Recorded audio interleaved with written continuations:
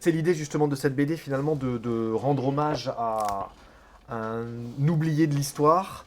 Un héros du sport français qui connaîtra une victoire aux Jeux Olympiques de 1928, mais finira sa vie dans la misère. Son nom, Bouguera El Wafi. C'est le destin de ce champion marathonien qui est raconté dans cet ouvrage. On montre aussi tout l'effort qu'il faut faire pour atteindre ce podium. Quand on voit les Jeux Olympiques aujourd'hui, on n'imagine pas toujours tout le travail d'entraînement, d'abnégation que ces sportifs doivent avoir tout au long de leur parcours sportif. L'athlète, personnage principal de cette histoire, le voici lors de sa victoire au JO d'Amsterdam en 1928. Lui, c'est Bouguera El Wafi, le premier marathonien français à obtenir une médaille d'or.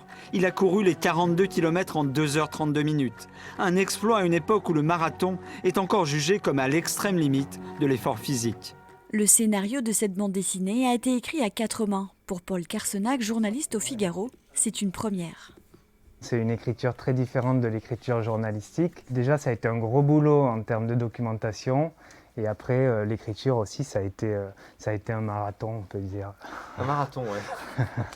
Cette plongée dans la vie de Bouguera El Wafi est aussi une plongée dans l'histoire de France entre la Première Guerre mondiale et les années 60. La bande dessinée se développe depuis une vingtaine d'années très bien dans les faits historiques.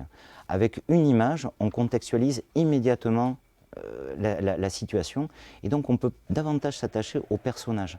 Grâce à cette BD historique, ce champion français sort de l'oubli, tout comme sa médaille d'or olympique obtenue il y a près de 100 ans.